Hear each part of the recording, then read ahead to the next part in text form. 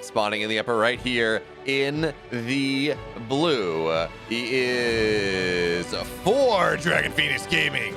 Sure.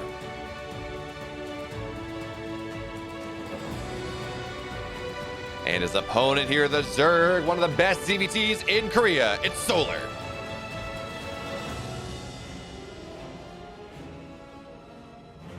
I think I need to go in at some point and update the Alpha X splash intro, because this was designed for ITEX and it worked pretty well. It looked good. But I don't know. It feels a little bit, kind of follows the Alpha X branding, but I don't know. I feel like I want it to be slightly snazzier.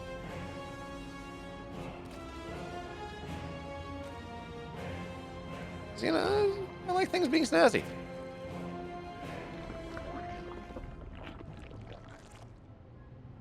Anyways, of course, folks, ZVT means that really nothing much is going to happen here for the first 5 odd minutes. We can talk about Reaper aggression if that's what we want. Theoretically, we can talk about Roach timings, but Solar is not really a Roach player. Dark always has been. And I talk about Dark.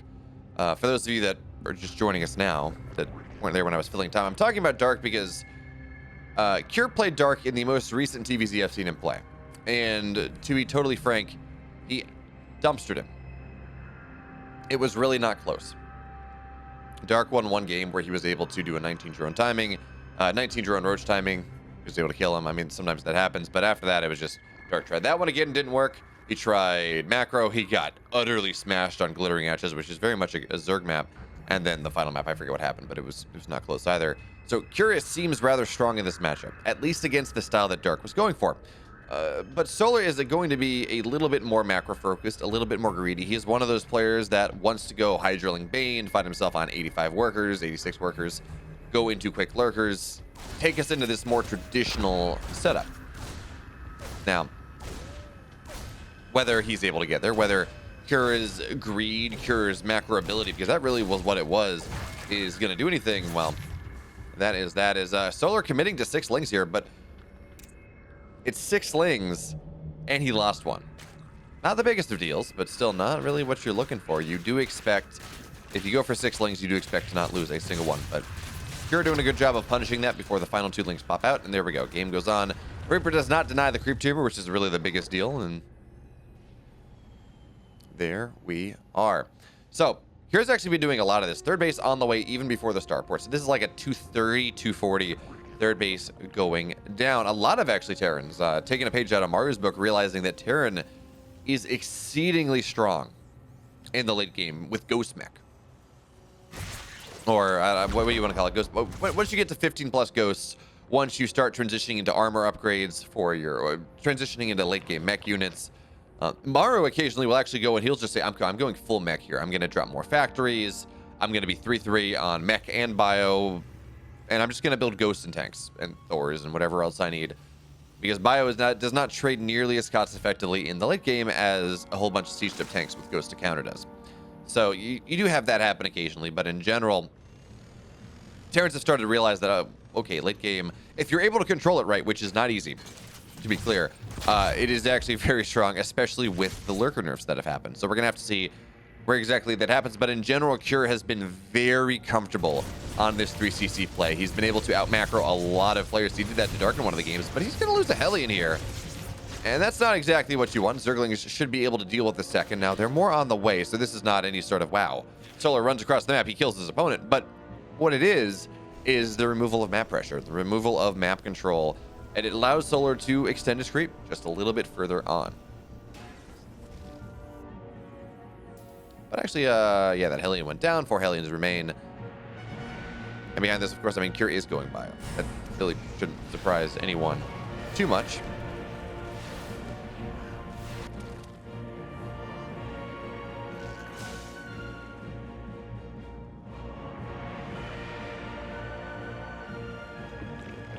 But behind this, you know, additional barracks, stim on the way, all that fun stuff. This is not going to turn into any significant timing from Cure. I mean, stim's not done for another minute. And this allows Solar, in equal parts, the opportunity to get greedy as well. Yes, there are 6 Hellions and a Reaper running across the map. But it's 6 Reapers and a Hellion running across the map at 6 minutes into this game.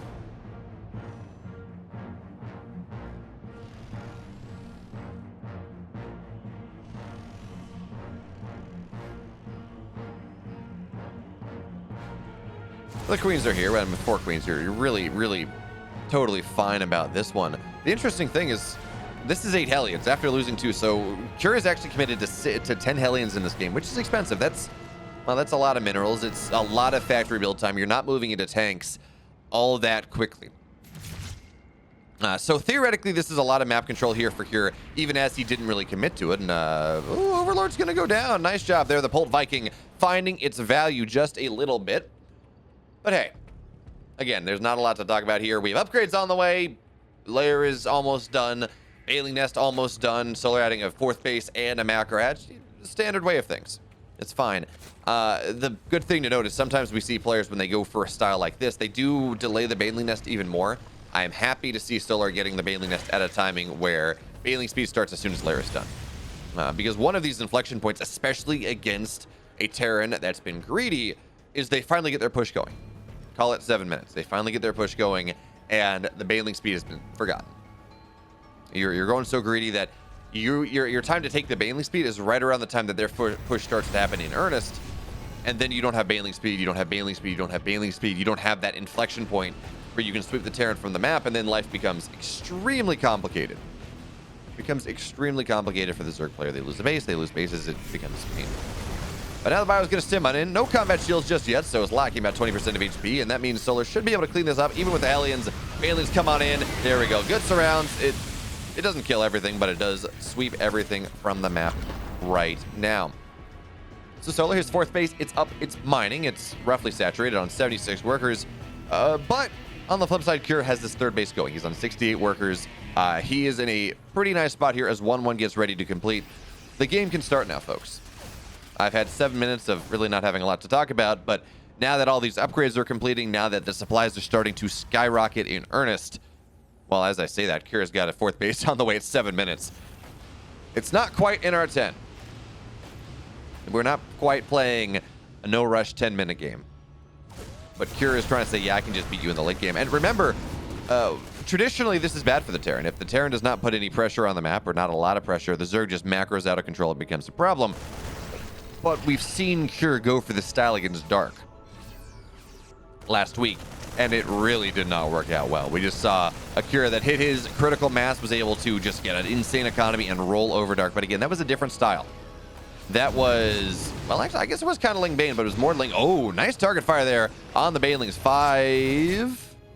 Okay, it doesn't show us yet.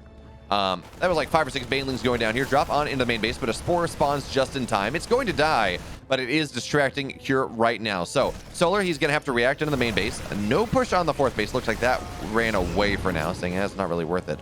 I do want to see a Spore there again. I do like, we started to see Zerg players more and more start to lean into static defense on the edges of their main, like Terrans do, like Terrans do. Protoss don't tend to do it. And for a while, you'd see Zerg players, they would get caught dead with macro hatches. They would not get caught dead with added static defense because it's inefficient. Well, what they've started to find out is, you know, if you have the macro hatch, you can have more defensive queens up front. If you have the static defense, that's far more efficient than, say, losing a bunch of drones to a drop. So I do like that. The Lings are going to go on forward. One more Widow Mine. It's going to look for a big connection, and it's going to get a decent one here. Zergling's now spilling on in, but it's off creep. So Solar has to back up. And you might say, well, this seems to be going pretty well for Solar thus far, and I would argue that it's fine. I mean, he's down 1,000, 1,500 resources, but this is the game that Cure's playing. He already has his 4th base up and mining. He's on 80 workers. His 2-2 is just about done, and his 2-2, and more importantly, his 3-3 are the timings he's looking for right now, and it's just putting pressure on the map. Banelings connect on the Widow Mines, as now Cure looking to micro on backwards here just a little bit. He's going to be forced to pick up losing submarines on the egress. But because the rocks are not down, because the creep is not as developed as it would like, and more importantly, because Hydra speed is not done. In fact, Hydra range is now completing. Solar cannot sweep into the 3rd base just yet, but what he will do here is wipe off this little bit of a harassing force here. Oh, nice little split. There we go.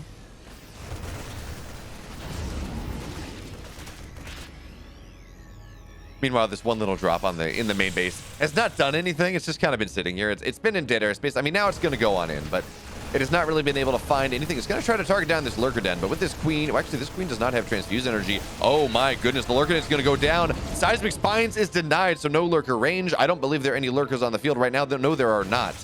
So Solar's timing massively delayed. We talked about this. We said, yeah, he's happy to go into this style. Get Hydroling Bane, stay defensive, move into your lurker timing, where you get lurker range, you get lurker speed. It's great.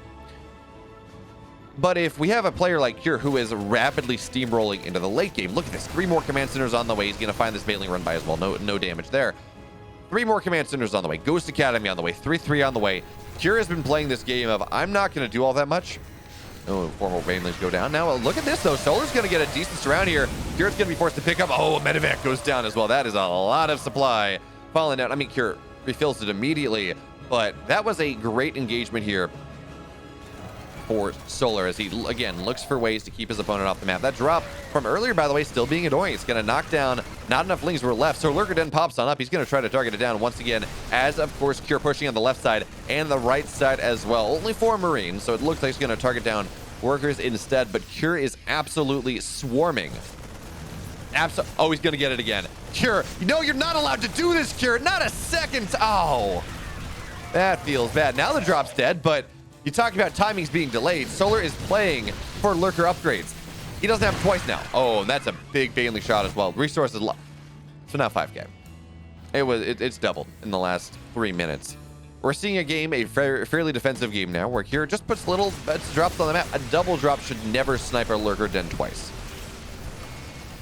That should just not be a thing. And now by the time the lurkers are, I feel like at this point Solar almost maybe just wants to skip it. Because by the time this happens, 3-3 is whatever, but by the time this is ready, Ghosts are going to be out on the field in force. We don't have Ghost Cloak just yet, but the Ghost Academy is done, and we're going to be able to move there eventually. And Cure is almost at the same base count as his Zerg opponent. Cure is taking his, what is that? His 5th base right now. Solar's on 6, so Solar's a base up, but I mean, there are so many command centers. Base count is not really the true story here. So Solar's maxed out, Cure's maxed out. Solar has lost more, and he's not really building a bank. I mean, he's got 1,000 gas in the bank, but that is not really a true bank. But folks, I got good news. For the 3rd time this game, he's going to try to get lurker range. We're going to have to see whether maybe that can happen. Baneling's looking to spill on in. Widowmine's actually on the eggs, which means they don't kill anything here. And it looks like if the Banelings get the proper connections, they will be able to do so. Okay, Cure is swept from the map. Finally, a positive trade for Solar. And I don't mean knocking down a medevac. I mean a truly positive trade, which means he's going to be able to roll onto the other side a little bit. He cannot kill this planetary, though, because it's actually, you know what, the Blinding Cloud might be able to. Baneling's rolling on into the mineral line. That's going to do something here, and actually it's just going to be a parasitic bomb on top of the medevacs. And actually, with the lack of a pair, these Hydras, they have +1.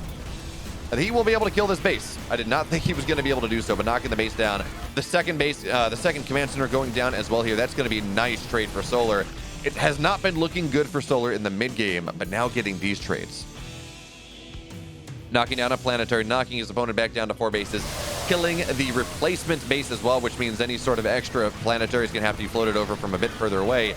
Knocking down this push on the right side, even if it was a... Actually, this doesn't show that. Even if I believe that was a actual hatchery dying instead of just a cancel. Solar's going to say, I took a pretty positive trade in the last fight. He's going to be rather happy there. But, folks, the powerful play goes on. Ghost's finally now on the way here. Nuke's on the way as well, because Cure has literal buckets of gas. He went down to the gas station, took out the nozzle, took his trash cans and started pouring gas into it. And yeah, sure, it'll eventually it'll eat through the plastic, but for now, he's got literal buckets of gas. But now, when we talk about timings, this is the one that Solar's been looking for. He's sitting here now on 10 lurkers. He only has 1 Viper, which is a bit of a problem. You want a little bit more than that, but we have +1 on the lurkers. They have both upgrades. They burrow quickly. They shoot far. And that is the timing that Solar was looking for. But it looks like this planetary is pretty well defended. With missile turrets, you might say, why do you do that? Well, Vipers are a super important component of this composition. And also, well, you get added detection. So now the Ghosts are going to snipe down. And of course, lurkers, they can't really run away if you drop a snipe. But, ooh, look at this. Banelings, Lings are going to find their way out, and a couple Ghosts will go down. The whole idea of this composition is you do not lose your Ghost. Widowmine is going to get 18 kills, most of them Banes. That's not really the setup that you're looking for as Solar. But he is mining now.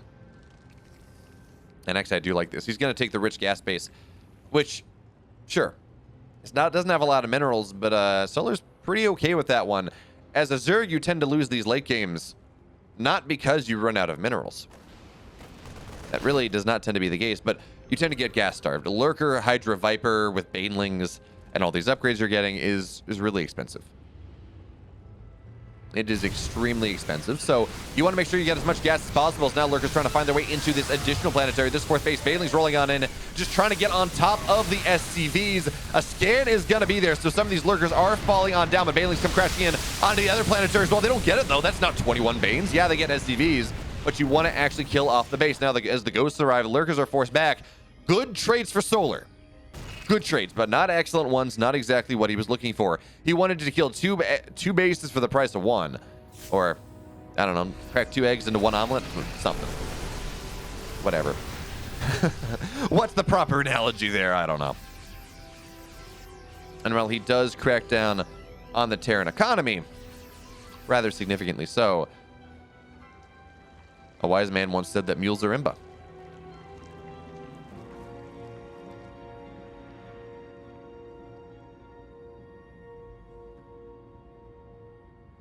But we talked about it. There was like that span from 10 to 14 minutes. Okay, news coming down. Late game TVZ. Late game TVZ nukes versus Solar. Name a more iconic duo. Now, his army's not there, so it's going to be kind of fine. Here's go. Yeah, he's going to pull off as well. We're going to see this army roll on in. Yeah, the Planetary survived one onslaught, but not the full army of Solar. So the Planetary will go down, even as it has building armor. So these Hydras are taking a while to kill it. Banelings go crashing on in, and it's not the best trades, but it doesn't really matter. As it looks like the nuke landed, but really didn't get much of anything. It damaged an extractor. That's something. And this ghost will eventually run out of energy and die, I assume. Maybe he's going to get another nuke off. Actually, I don't think it has the energy for both. So instead, Solar, he's 2-tapping probes. He's getting a little bit of there. 2 workers, 3 workers go down. Hey, when in Rome.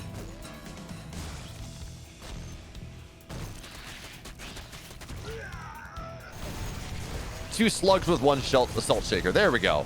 That's kind of gross. Anyway, Bandler's going to run on forward here. They're looking for some big shots, but you got to be careful of the Widowmine target fire here. Cura's been pretty good at that all game, and now adding on Liberators. Yeah, they're not great against Lingbane, but you knock down Hydras, you knock down Lurkers. Ideally, it's going to be rather nice. What is Cura's ghost count at? He's at 17.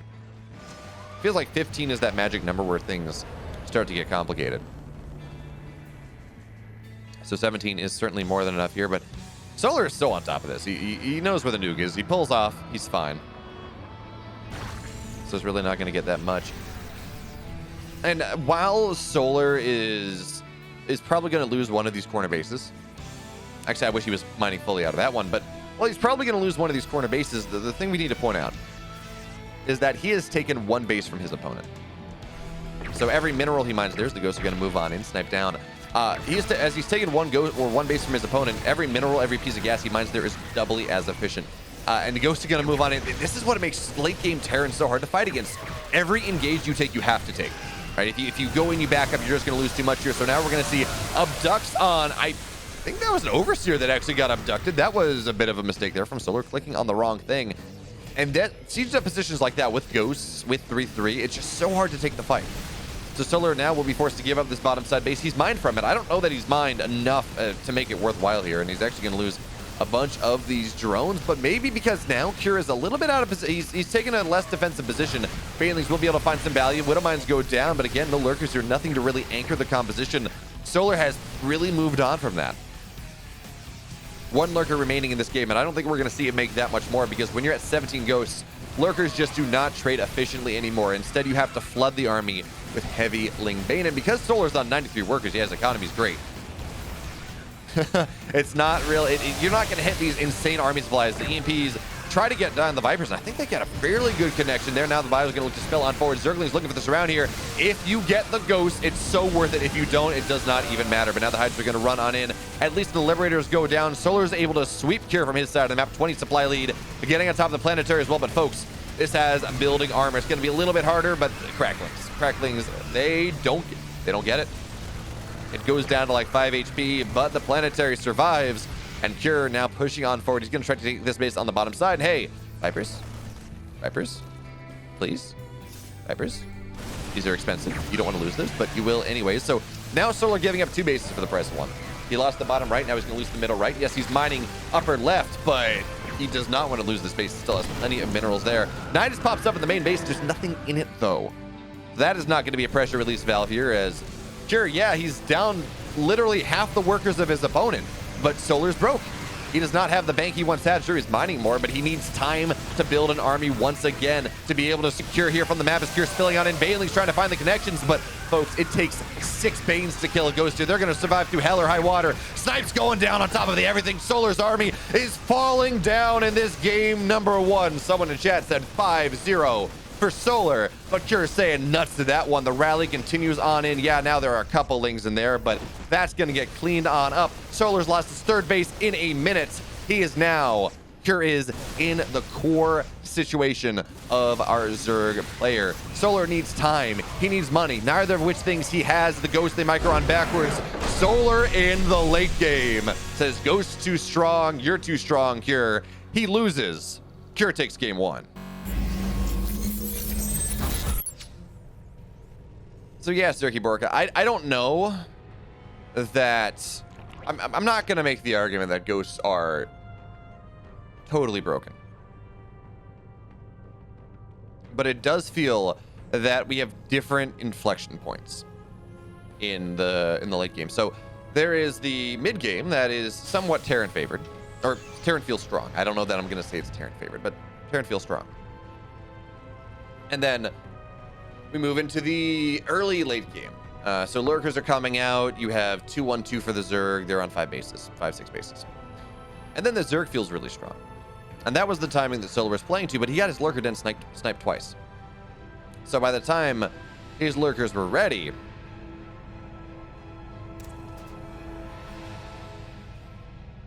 oh, and by the way, I neglected to mention this. We were talking about lurkers.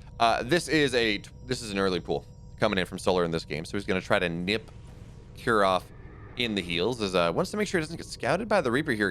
He has a great understanding of it. Well, he also saw the Overlord, so see the Reaper's out. Reaper goes forward a little bit, and it seems like Cure and Solar both have a really good understanding of what game that is being played here, because now Cure finds him anyways. 6 lings. Yeah, you pair 2 off, so at least you only lose 2, but the command center will not be delayed, folks.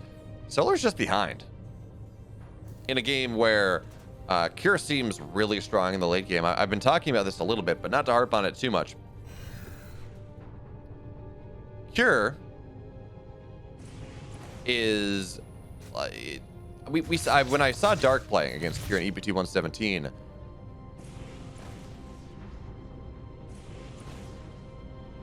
Cure, it felt like Dark felt that the only way he was going to win the game was if we saw Cure would lose early.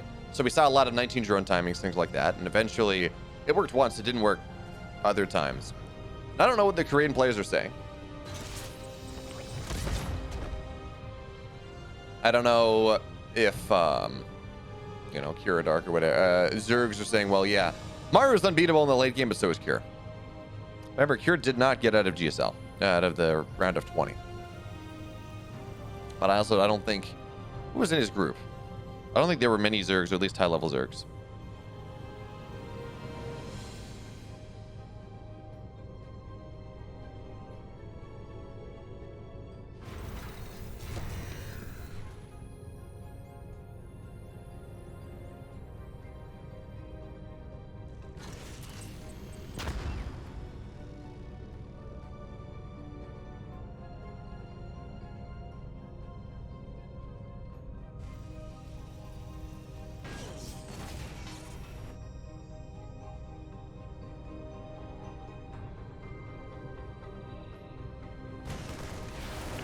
Well, yeah, you had Ragnarok. Oh, what did Ragnarok 2-0? Ragnarok didn't play. Yeah, Ragnarok did not play Cure.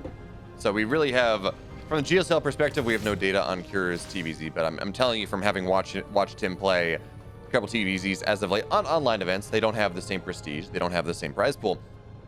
But it has felt rather good for the Dragon Phoenix Terran player.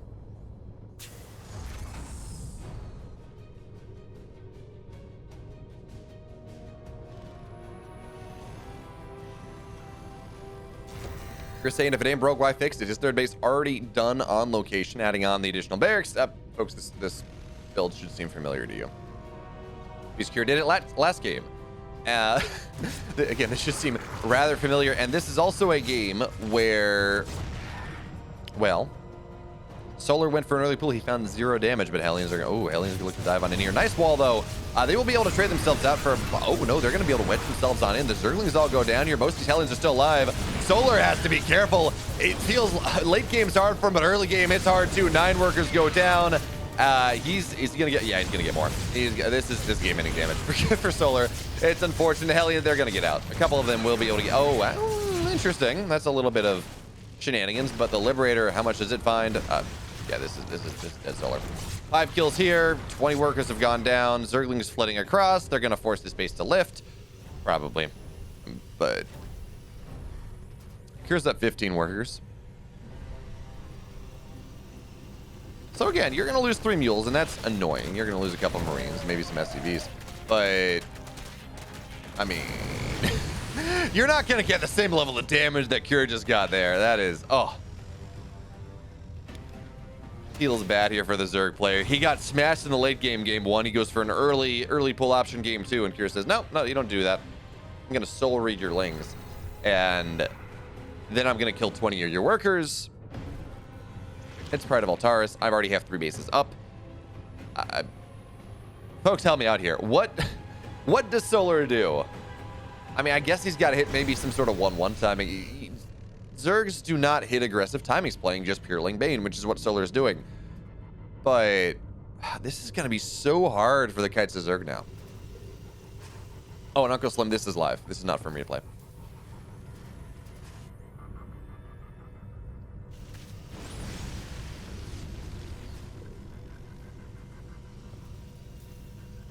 Yeah, this game is going rough enough for Solar already that he's not even going to try to take the bullet as a comeback mechanic. He's going to lose his 4th base. He's not killed, but it is canceled. So now, Cure, he's going to stim on in. These queens are going to be enough to clean things up, but what he's adding on a bunch of Hellions here. Ooh, okay, second factory too. Interesting. I think he did second factory last game. That's just going to be for Widowmine production, especially considering that this is Purling Bane here. So I said, yeah, Hellbats on in because you have the armory, might as well. More Banelings have to get more, folks. There are 2 Banelings on the map. 2 Banelings do not a defense make, and there we go. We're going to see all that targets down. The Link is trying to get on top of this army. They will not be successful. Bio is going to target down all of these Baneling cocoons. Only 2 of them will pop. They're going to try to move on in, and actually connections are going to be fairly nice for now. The medevacs are going to be forced back, but yeah.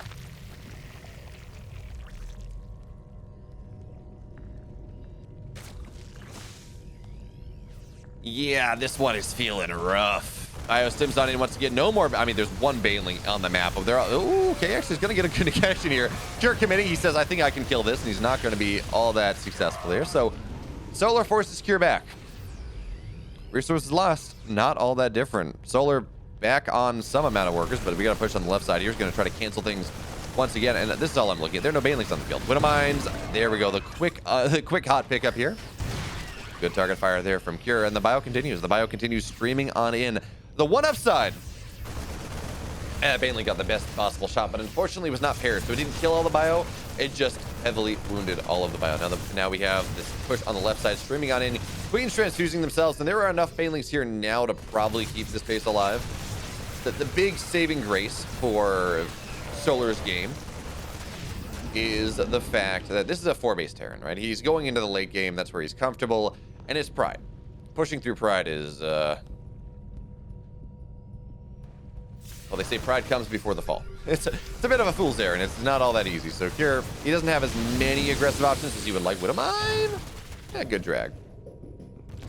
Warrior in the main base is going to continue. Again, this is something Solar has been doing. You like to see it. Medevac getting rather low, but Queen is going to be forced on back. Actually, he's going to get a medevac, but only 2 Marines worth in this drop, so you're going to be fine. Moving on out, taking a positive trade. Bio stimming on into this 4th base because that is the true prize. Look at Solar's creep spread.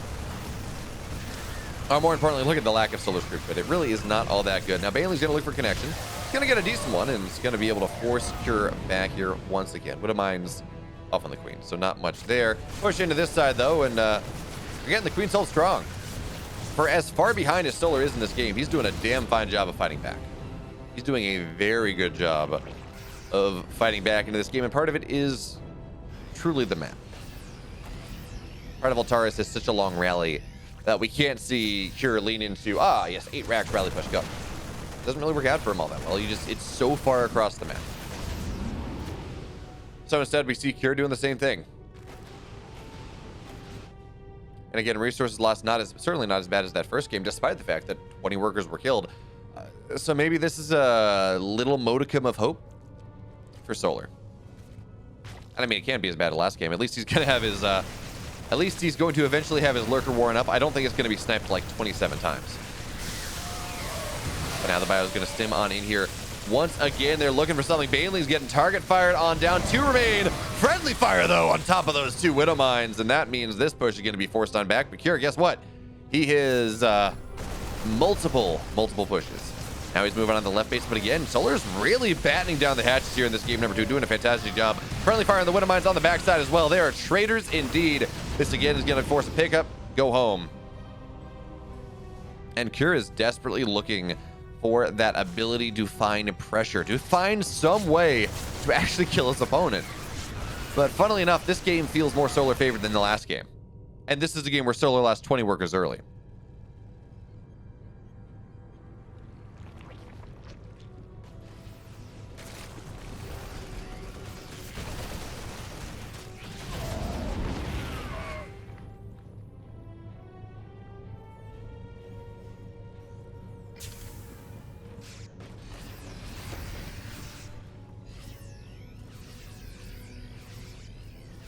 So here we go.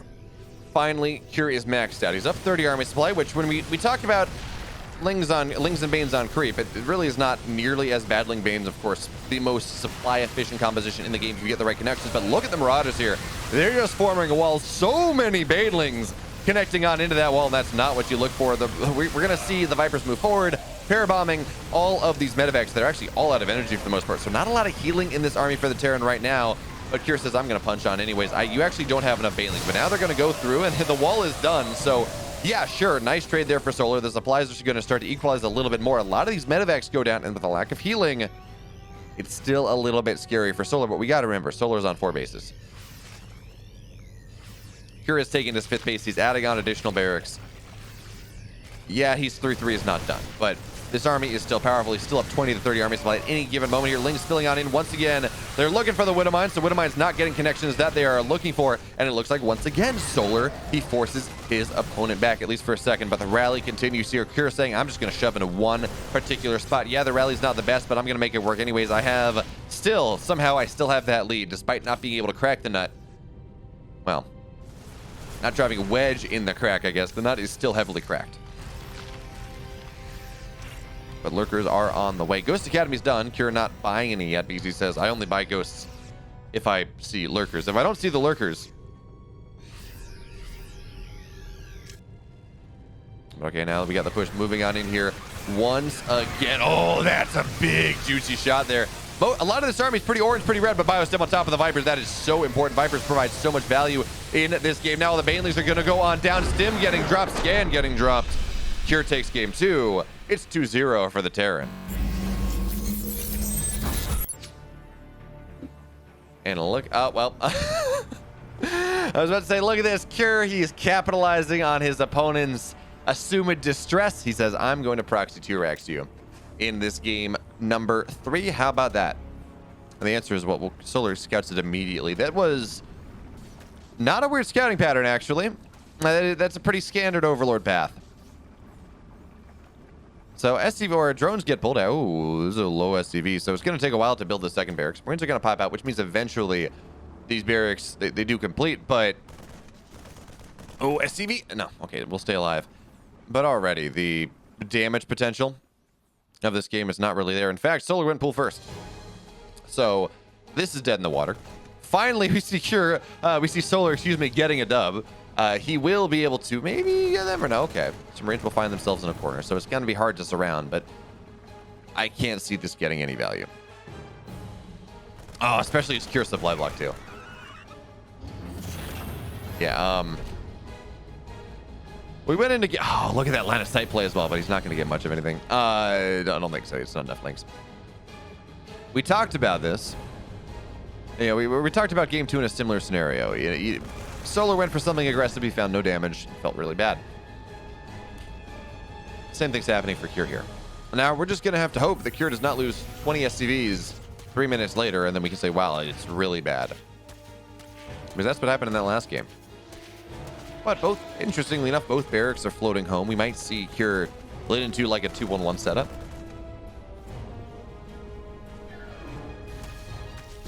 As ACV does go down there. But Solar did build a couple more links. He built 9, 10. He built like 10 links. So he's going to try to catch this army on the map. Actually losing that Overlord is a bit of annoying. And with 4 Marines here, rounding the corner like this, there is a world where Cure takes this fight. Now, he's got to wedge himself into a corner maybe with a really good micro. So looks like the Lings will eventually be able to clean this up, especially, well, actually with the Hellion arrives, the Lings are probably dead here as well. So really not the best trades there for Solar. Overcommitting maybe just a little bit to Ling counts, but also he didn't really know just how hard Cure would commit to the 2 racks. And he committed to these extra Lings before the additional Marines were going down, so a little bit awkward.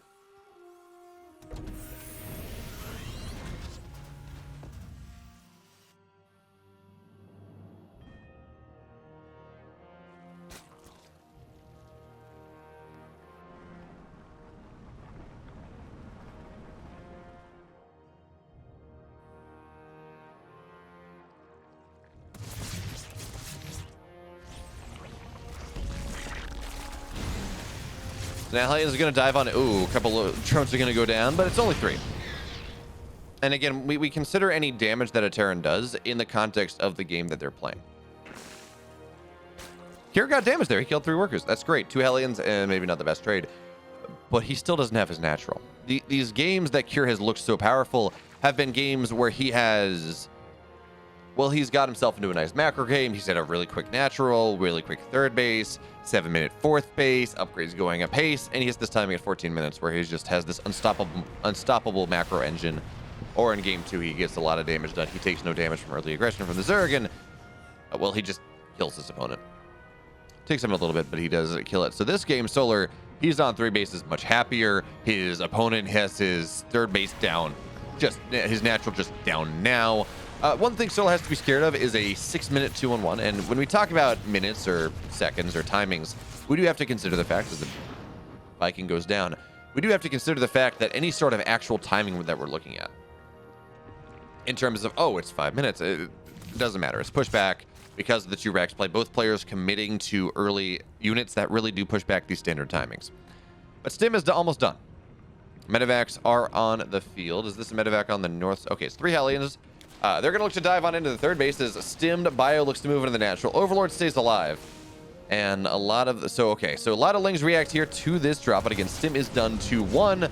They shoot away in time. Hellions now looking to dive on into the 3rd base here. Queens are where they need to be. Drones getting pulled. Nice little body block with the 1 drone. So 2 workers go down. That's just about that. There's no one-shot potential anymore. This is a very happy Zerg, but a 2nd medevac arrives. And of course, yeah, that one on in. It's a little bit stronger. So Banelings now are on the way here for Solos. He looks to defend, looks to make sure he takes literally 0 damage. And with the Queens here, it will be literally 0 damage. They have plenty of energy for transfuses. One of the front is rather low, but it's still 5 Queens and Banelings and Lings behind that. It's going to take a significant effort here for Cure to crack the nut that is Solar's 3rd base. Now, Solar does not have a 4th base at the very least. That's something. Bio's looking to stem on in, but Zerglings, they filter on forward. Baneling speed is on the way. We don't have Evo Chambers just yet. At the very least, they're not. Yeah, we don't have Evo Chambers. Because, again, Solar understands all he's got to do. All he's got to do is hold. Oh, I guess we did have Evo Chambers. I'm not sure where they were. Okay, they're backside of the natural. So now 1 win is on the way.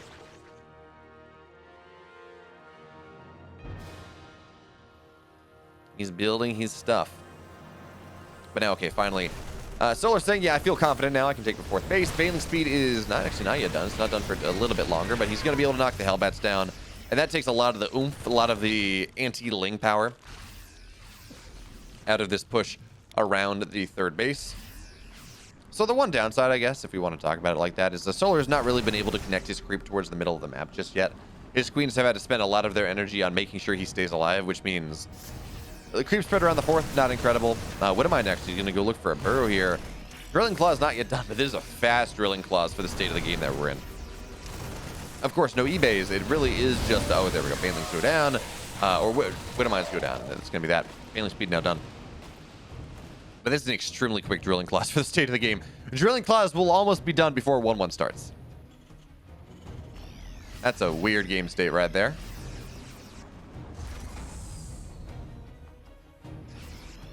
Trap Lord Bando, it seems like your idea, at least for now, that Solar wins game 3. Seems like you're pretty accurate on that one. As now, Solar's going to look to clean this drop up. And Kira's just desperately looking for damage. He, in fact, he effectively is not trading better than the Zerg. 100 resources at this point in the game is really nothing. So Solar's 1-1's just about done. Hydras are now on the way. Hydra range on the way. He's adding in a macro hatch. Solar supply is really starting to balloon here as the hatcheries add on up. As Solar's saying, I don't really need to build drones anymore. I can build more expensive units, more supply-dense units, and really move on solidly into this mid-game. Now, we have a drop on the west side. 10 workers go down. Because, hey, drilling claws, cloaked mines, they're a good deal here. In fact, one Widow mine will be left behind, and we don't have any detection. Now, the Spore should... No, I think this Widow mine should get a second shot.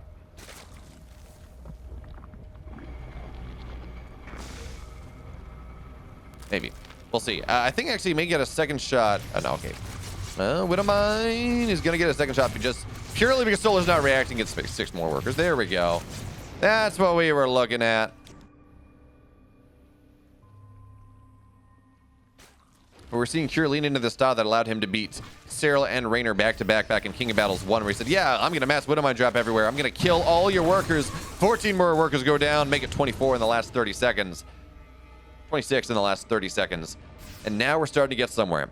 Now it's starting to feel like Kira maybe has a shot in this game. His upgrades are finishing up. This drop, not going to get as much, but I think I got 5 workers.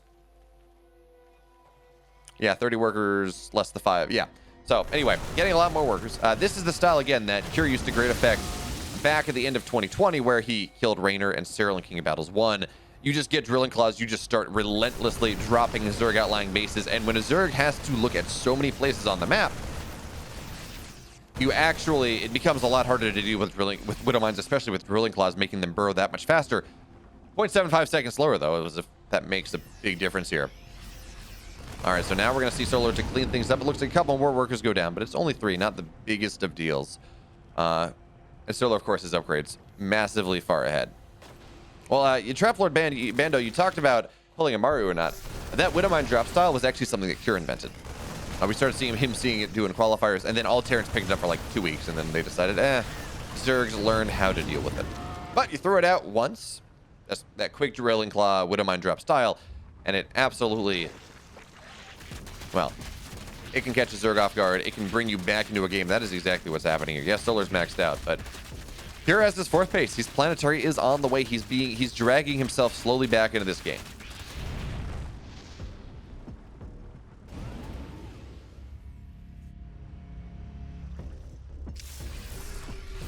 So now the Widow mine is going to run on forward here, setting up this position. Now, this is not an army that's going to win much of a fight here. Widow mines, though, are going to get a lot of these Banelings. Solar really committing hard to make sure the Widow mines don't really get their shots off. So Widow mines didn't kill the Banes. Banes killed themselves on the Widow mines. It's a subtle difference, but there we are. And because Kira has been multi-progging so hard, a lot of his army is on the other side of the map. Actually, but he doesn't have a lot here. He has a tank, sure, but there's not a lot outside of his 3rd base. Solar setting up for a massive counterattack. Now, he's going to show some of this on the edge of the sensor towers, but we have to be careful here. Now, Solar's going to look to come spilling on in. He says, I've waited long enough. It's been an advantage this entire game. Let's see if I can make something happen here. Tank shelling away, but failing, as they say, nuts that one. Rolling on in. 6 workers go down here to start, and this 3rd base will be broken. 4th base won't be, but actually, this may not be the best thing here for Solar. Yeah, he killed 22 SCVs. The 3rd base gets lifted. 3rd base goes down. That was a lot of Banelings that Solar he bought, but okay, it looks like Kira will not be able to break this 4th base position, so we're not going to see multiple bases get traded. And guess what? Kira in the natural, he's losing that one to Solar. He wins game 3, folks. We have a series. All right, so Hatch Gas Pool here from Solar. He's gone pool first 2 games in a row. Now he said, look, I caught you out on your T-Rex. I've trained you to not do it, so I don't need to go for the early pool anymore.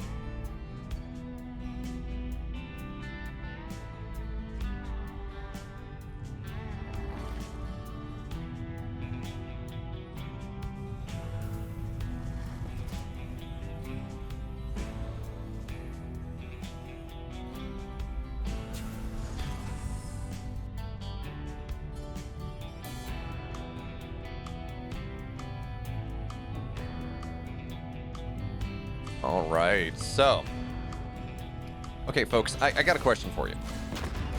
As the Reaper's going to move on in, and this is, again, a 6-ling opener from Solar. This is something we've seen Koreans do. I haven't seen enough high-level foreigners ZVT to talk about it, but Koreans have started doing this as of late, where they go 6-lings because, well, they go 6-lings because they really don't want to lose anything. If you go 4-lings, you kind of expect to lose a ling or two. But losing 6 is a bit of a problem. Now, look at this, though. He's going to float the barracks over because, A, he knows this is not an early pressure build. Or he's going to assume Solar's not a roach boy.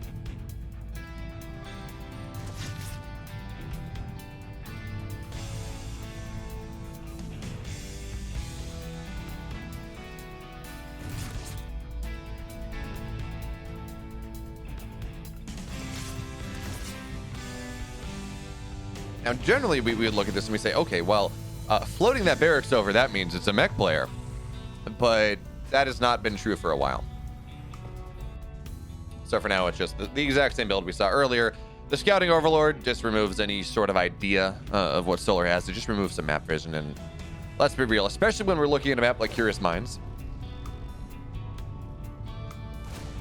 You want to make sure you have as much map vision as possible. Don't worry, Rear Looker Dooker. I was ignoring you anyways. So Reaper Hellion shows up, but again, one of the downsides, if we can call it a down... Oh, Sterlings are going to trap? Nope, they're not. There's a chance they're going to trap against the wall, but Pure finally playing a different style of this game, as we will see the Reaper go down, but at the expense of all of the Lings. And now 2 Hellions, they 2-shot... Oh, that's clumping up there. 4 workers go down. Will it... Oh, a little bit of mistargeting there, but 5 workers die for... 1 Hellion, 1 Reaper. I don't think this second Hellion should go down. Should be able to get its way back in time. That is fantastic for Cure. And he's moving into Hellion Banshee behind this. He's moving into a more aggressive option. This is not just... Well, it still is Ultra Greed third base. The base is floating over right now, but it does delay stim a lot. It does delay stim a good bit. It does delay marine production a good bit, which does potentially mean that if Solar wants to move into Mutiling Bane play, that's going to be an excellent punish to that. But Solar, it does not really strike me as a player that likes to do that. We don't really see him do that all that much. So if he moves Hydroling Bane, there's not really a punish there. Kira gets away with his third base. It's fine.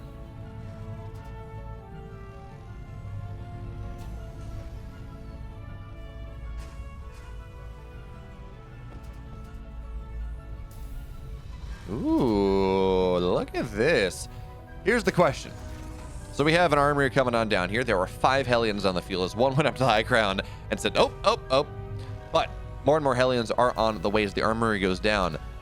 So this will be Hellbat pressure. This is greedy. If Solar swats this aside, Cure will have a big problem on his hands. But this is a Hellbat time. I think this has got to be Hellbat timing. But it's Hellbat timing at 6 minutes. Maybe even later with Stim. Because we don't have Wintermines on the way. So he's going to run across the map with 9 Hellions. I think this was supposed to be 10, but losing 1 is a problem. With 4 Marines, and no one expects the 630 Hellbat timing. So with the Banshees here as well, this is going to be very interesting. There is detection, but Banshees they're going to sit outside of it. Notice they're just targeting the Queens down. They say, yeah, Queens are what kill Hellbats. So if I kill off the Queens, the Hellbats, they find every little bit of value they're looking for. The Banshees, they're doing such a good job. They're just zoning these Queens on out. Lings are going to try to do what they can, getting the surround here, but the Marines are adding so much DPS. It looks like eventually a lot of these Hellbats, they go down, but that is so much value. And another Queen will fall. Actually, the Hellbats, they're still not dead. They say, I don't really care. We're low, but we're still here. Hellbats now, eventually they're going to try to run in, and that means they will eventually die, but Banshees are still alive. Drones are starting to fall. 4 workers die, 5 workers die because the Banshees, they're paired up. They're going to kill tons and tons of workers. What a weird build from Cure. What a weird build. It worked. Don't get me wrong. No one expects the 630 Hellbats off of a 3-base opener. And he's building more Hellions. He's now going for a stimmed Marine Hellbat timing at 7 minutes because the first one found value. Folks, please, someone explain this one to me. Yeah, just think about what Artosis would say. I don't like Hellbats. It shouldn't work, but Cure's a genius.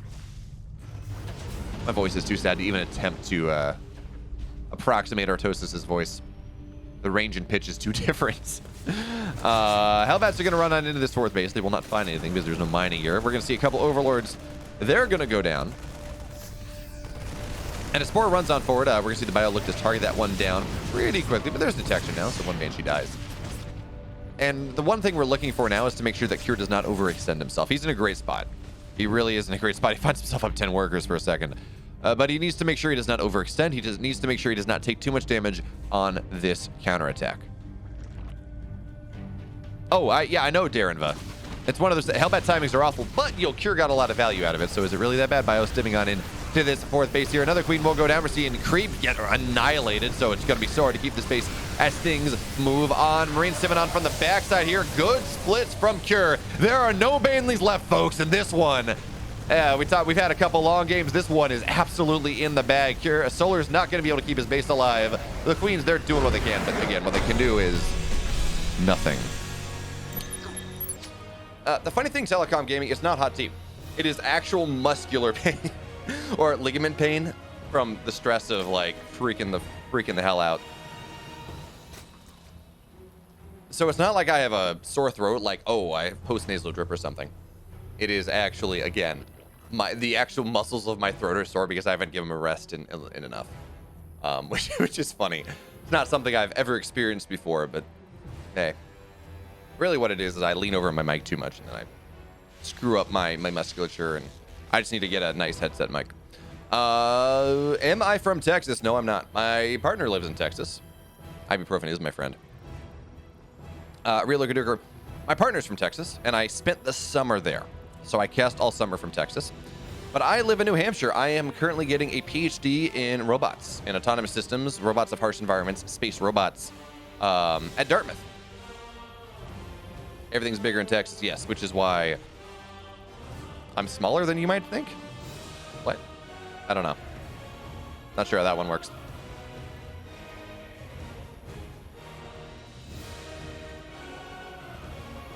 Yeah, if you want to find out more about it, I mean, we're here on Alpha X. I'm not going to detract from the Alpha X channel too much, but there's a video on the work I'm doing for a proposal I made on the Alpha X, or in my Discord, and you can access that from either my Twitch channel, twitch.tv/alphax, or /Beowulf, excuse me, or on my Twitter. And I have a video of the stuff I'm working on and conversation about it, if you're curious. Oh, we do need a Game 5 prediction. I'm sorry, Rex. I'm bad at what I do. Cure won another game.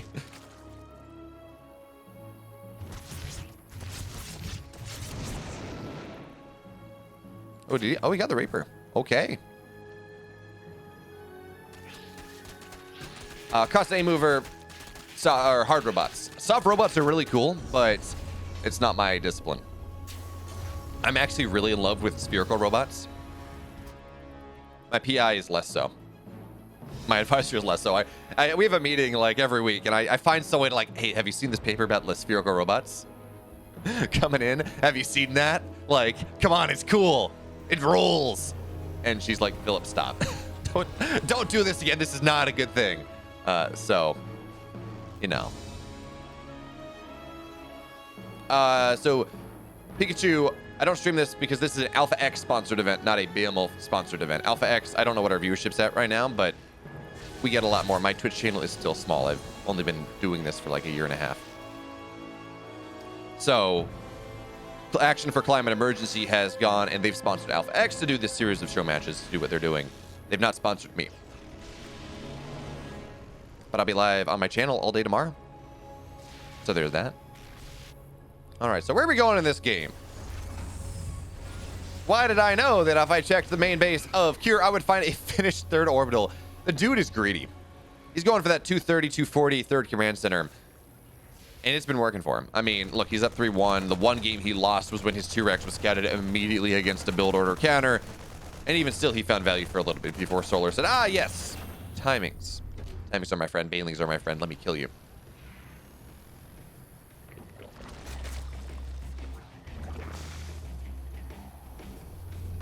Yeah, Real Looker Dooker, I am lucky in that I've kind of known what I wanted to do, at least from an academic perspective, for quite a while.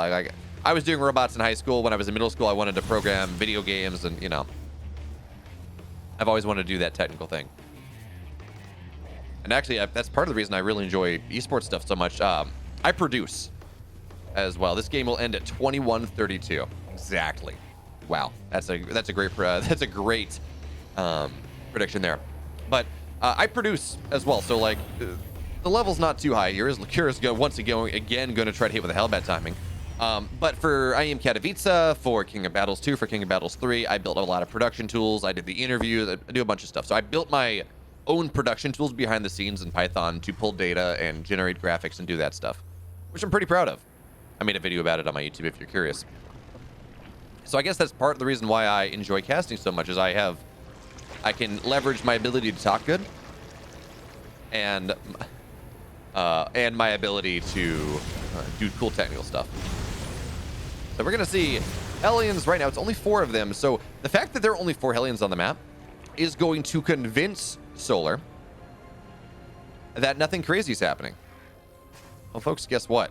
It's actually not 4 Hellions. It's 6. 16 Marines. Stim is done. 1-1 is finishing on up here. And we have the Stim Hellbat timing at 6 minutes into the game, because that's exactly how Cure wants to play this game. Who does this? I don't know. Cure does. He's going to waddle on into this 4th base. Banelings now on the way. Maybe he morphed a little bit too far out, but so 10 Banelings will be done. Queen's being forced back here. The 4th base already on up, so this is a weird timing. The Banelings are going to look to waddle on, and we're going to see a lot of workers go down here. The Hellbats wedge their way on in. Banelings getting some decent connections to start here, and this really should not find the value that the previous one did, but just because it doesn't find game-ending damage doesn't mean it doesn't find damn good damage. 9 workers go down. Medevac goes down, though. That will be able to force Cure back from now, and Solar's going to be much happier about that one, but still, he only has 4 Banes. The rally continues from Cure. I think Python taking over C#, they're 2 radically different languages. I think Julia might take over Python. But no, they're 2 vastly different things.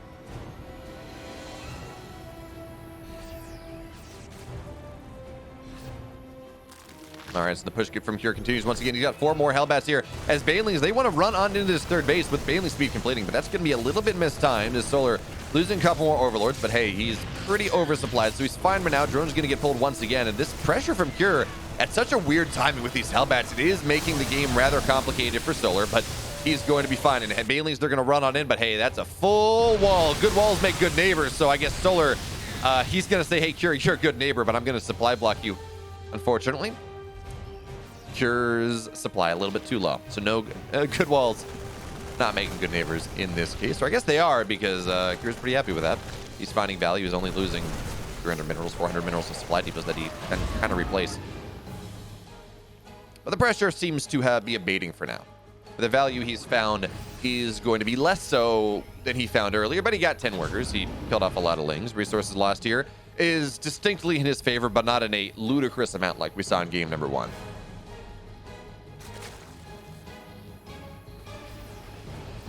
And now Solar steamrolling onto his 5th base, into eventually a lair. 2-2 on the way.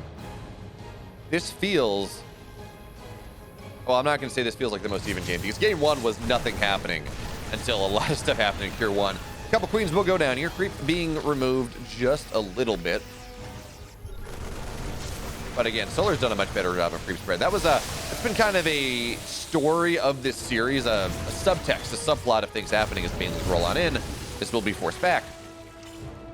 It's kind of a subplot of the series where Solar's really not been able to get his creep spread up all that much, which has made it very difficult for him to react appropriately. It's meant eventually Cure has found these opportunities that he's looking for. In this game, though, Cure, he's not able to push creep back nearly as much. By going for this Hellbat build, this 3cc play, it really removes a lot of map pressure that you might otherwise have.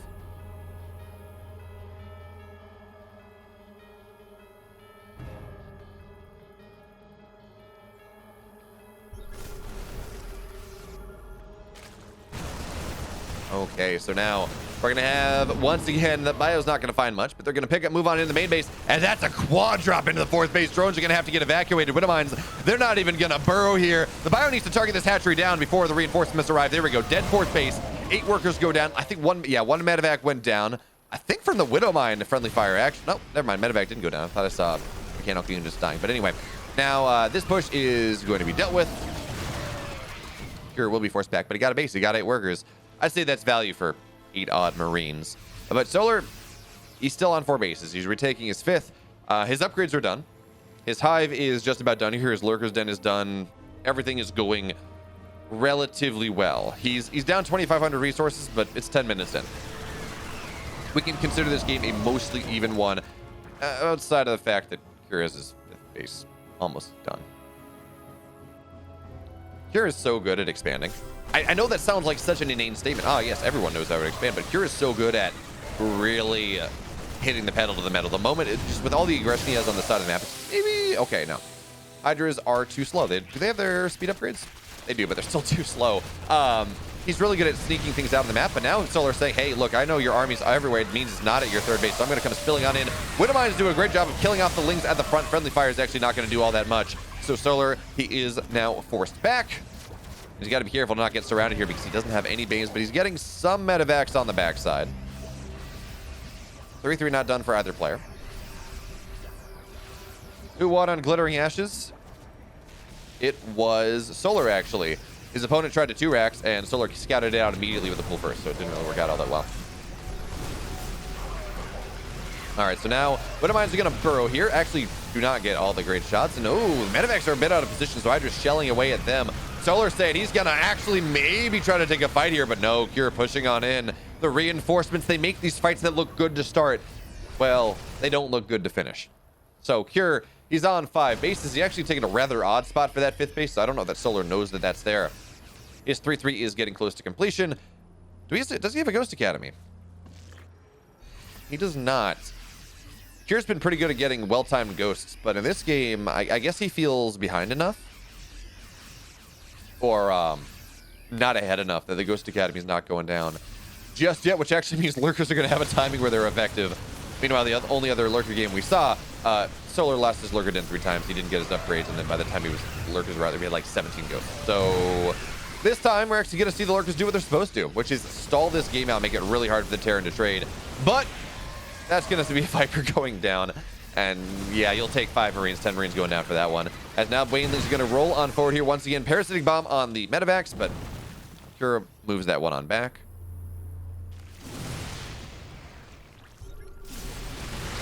Sixth base on the way. I wonder if Cure thinks he has a Ghost Academy.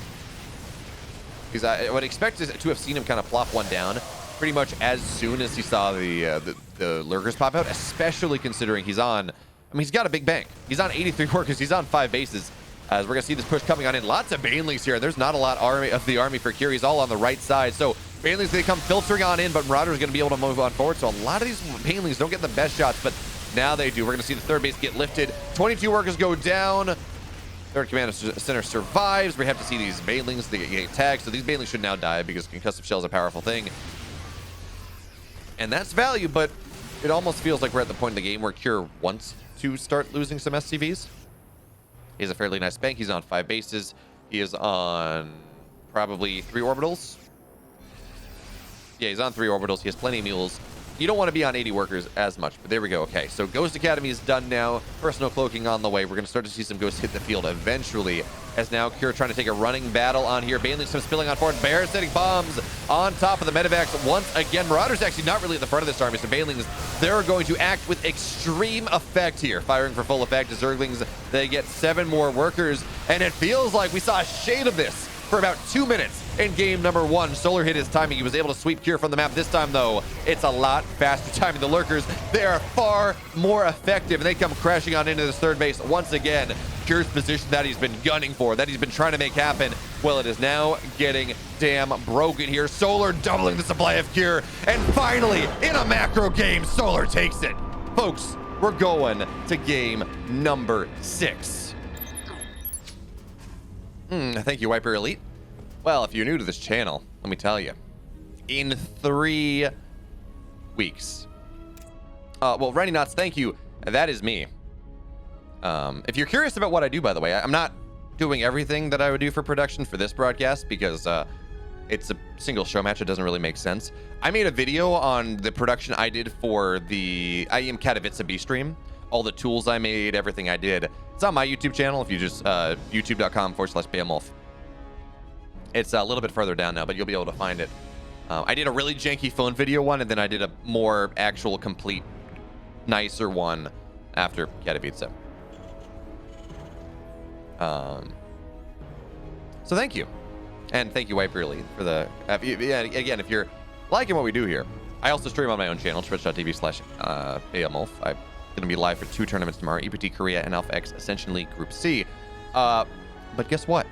In 3 weeks... Now, this channel will be live on Sunday for the European Qualifier number 1 for King of Battles 3, but in 3 weeks... That is the end of April. April 28th through May 2nd. I think that's right. Whatever it is, the last 2 days of April, first 2 days of May. Maybe April 20th, May 1st, whatever. Thursday through Sunday of the last week in April. King of Battles 3 is happening. King of Battles 2 had perhaps one of the greatest series of all time in the grand finals. It was Mara versus Cyril. I got to cast it. Still coming down from that high 6 months later. But I will be covering all 3 days of it. I will be running the production. I'll have a couple awesome people joining me on that broadcast. And we got some fun stuff in the works. And also, we're going to be, if you remember fondly those show matches we did where you could donate money to Red Cross and we would give that money to the players in the game. We had one game where it was Astrea versus Special. And Astrea made like 7 nixes at the 6-minute mark because someone donated a lot of money to him.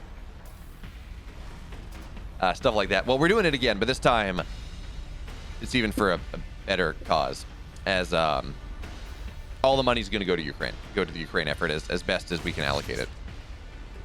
So now we're going to see the Reaper move on in. It's not going to be able to delay the creep spread. Still are pushing out.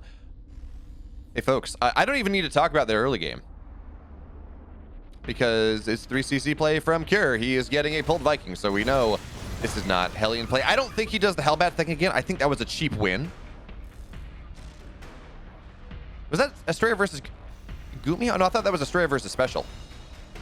I thought it was Max Vex Gumio and Astrea Special, I think. But look at that. We talk about how this game is going. Solar built a lot of lings. He said, let's find... Oh, man, he could have found his way in the main base. But still, this is problematic here. This almost never works in a pro game because the Hellions sit at home. But if you surround them and kill them off, well, that is absolutely a different story. So there is no mining in the natural. SCVs are going to get pulled off the front line. A couple Marines in the main base. And SCVs, they open the wall to try to make sure that they get on in. And actually, good hold position here. It's going to keep some of this alive. But 13, 15 SCVs, they pay that iron price. Solar's in a good spot. Solar's in a pretty good spot. Those of you that voted the game was all game lasting past 15-minute betters, they're very sad because that just happened. That just happened. Sorry, folks, no takebacks on that prediction. Who knows? Cure may be able to turtle this one out. But he picked Blackburn because it allows you to be aggressive through the mid game.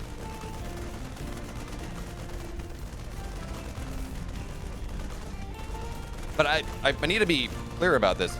Running Lings in at 4 minutes is really, it doesn't work. You'll win 1 game out of 10 by doing that. And I'm not saying you'll lose the other 9, but you'll find game-ending damage or a lot of values, maybe like 1 game in 10, 1 game in 7. Because normally, until the wall's up, the Terran will keep 4 Hellions back, and they'll keep them in a good position. Solar caught the Hellions right as they were in an awkward spot before the wall was up, before they were actually in the wall. He surrounded them, and that allowed him to get that value. But in general, again, that was a very specific timing that Solar was able to find, and it worked out for him pretty damn well. But it's one of those things where no one does that because it never works. So sometimes it works because it doesn't work, which is kind of a funny way to think about it. You do things that are suboptimal, but because they're suboptimal, no one expects them, so they actually work. Now, Liberator's going to siege on up here from an awkward position, so it's going to get... Oh, it's actually going to get some Zerglings as well, I guess. Knock down some egg cocoons. The 2 workers go down, but it's 4 repositions. I mean, I don't expect this to get too much value. At this point, Solar's a pro at dealing. Actually, he's a pro at dealing with everything because, by definition, Solar's a pro, so anything he does, he's a pro at. Facts, ladies and gentlemen. Guys, gals, non-binary pals. These are true facts, as opposed to false facts, which would be not facts. Drones, we're going to see the 4th base tend to get taken here from Solar, and Hellions are there. They say, no, no, no. But with the Queens here, they should be able to do enough to force the Hellions back. And there we go. And actually, Solar's doing a pretty good job of spreading his creep, so it's not like these Queens are going to be transfuseless for too long.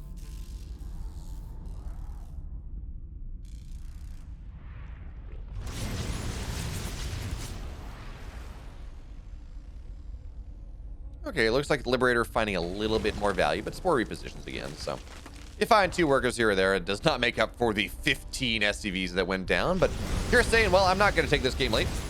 I got to find some value as he runs on in. Looks like he wants to go for Hellbat timing, but that Hellbat timing is not here because there's no armory. Not for another 20 seconds. So I guess the pressure's happening now as he's just maybe trying to find value on the Queens or something. Just maybe force Solar to be a little bit worried. But he is going to go for this Hellbat idea once again. I got to remember that this is not syncing up with 1-1. This is not syncing up with combat shields. This is just a big push. We're going to have to see how well it worked out for him. It worked out for him well in one game. It definitely did not work out for him on Hardwire. I mean, it worked out for him a little bit, but I think this one should be the least working out of all. Sure. Now, but the Army's going to run on forward, though. Banelings are going to get good connections on the front line here. A bunch of Hellbats still remain. 1 Hellbat remains here, but Zergling, yeah, they're going to kill it off. Can I get some Fs in the chat? Kira's a sad man.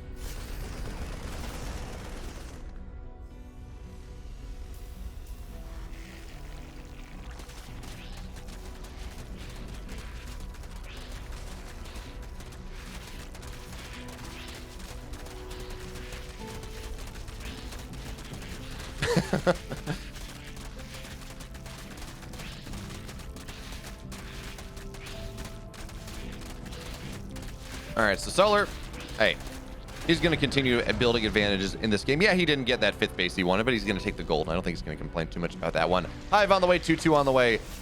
This push from Cure is actually not going to do anything. He has the idea that it might do something, but it really will not here, and he's going to be forced back. Banelings maybe a couple more than you might like. Commit on the Hellbats, but it's really not going to find too much here. And what we're looking at right now is a similar situation that we found in the previous game that Glittering Ashes, I think it was. Glittering Ashes, where Solar finds advantage early and he can't really kill his opponent for a little bit. Zerg is not a composition, is not a race that kills their opponent off creep before you have 3-3 and a much higher tech. So we're going to see Cure. He's going to find not a lot. I mean, maybe he finds value. That's what he's looking for. He's looking to take extremely positive trades. He's looking to find harassment. He's looking to knock a base down, looking to knock drones down. But this is one of the problems of Blackburn as it goes late. As the core bases become less important, right? As the main base starts to mine out, the natural, the third, the bases become a little bit further north. Right? They become much further away from where the Terran production is, which means it's this really long rally that becomes very much easier as the game goes on for the Zerg to defend. Also, once the rock get knocked down, it becomes a much more wide open map. Surrounds are much more possible. It's easier for the Zerg to take these fights. So, while the map is good for Terran in the early game and the mid game, as this game goes later, it does start to become a little bit more Zerg favorite up until the point where the map gets taken in its entirety, and it's really hard for the Zerg to take the 12 and 6 o'clock bases, and then the map kind of swings back in Terran favor. It's one of the reasons why Blackburn in TVZ in particular is probably my favorite map in the pool. Maybe that or Hardwire, because it kind of has these similar bases that are hard to take.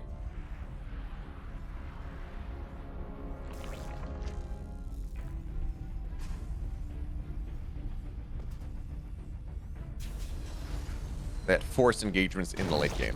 So, Cure cancels a base. He's really making it hard for Solar to take that bottom interior base.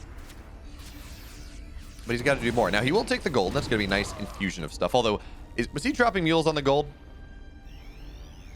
Okay, he wasn't good. I was gonna say, Cure, don't drop mules on the gold. You don't want that one. That doesn't work. Mules just make SCVs effectively mine as much as mules do. Close enough. Not quite, but they get closer. They get closer.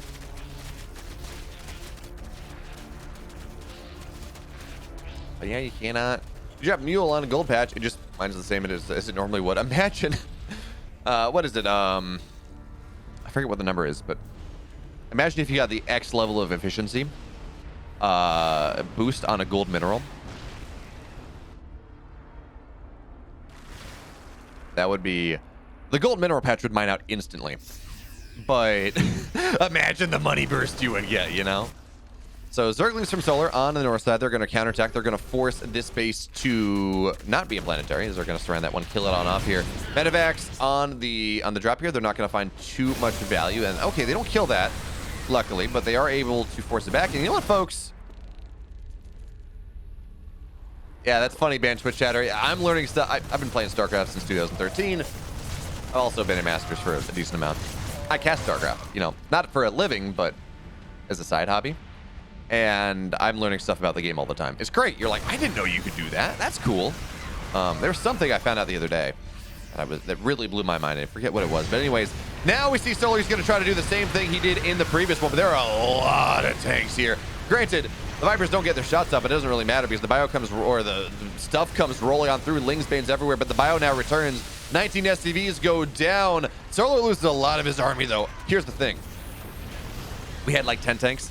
Now we have 3 or 4.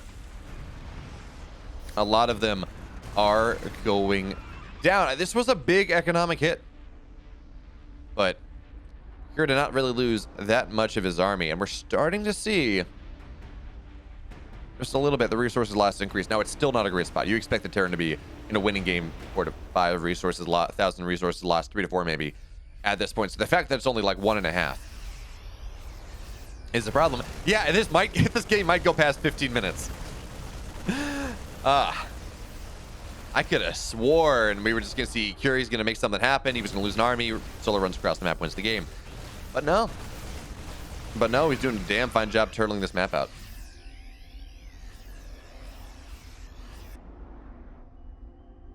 But I like what Solar's doing here. He says, okay, this game is going late now. I'm going to take the 12 o'clock and the 6 o'clock, but here's the thing I want to see, and it's something we don't see Zerg players in these situations do enough. You need to send 24 drones to both bases. Start to mine them out as much as you can, because every mineral you get from there, because you know the Terran's going to try to take in blades, the orbital is just going to go down here. Nice little bit of punish here from Solar, but he can't go too far. You know that the Terran is going to eventually try to take those bases. Terran controls space better than Zerg does in the late game. So what you do is you gotta mine as much as you can, because as the Terran's gonna try to take both of those. I mean, shout out to Maru versus Serral on Blackburn, which is the greatest game I've ever seen. King of Battles 2 Grand Finals.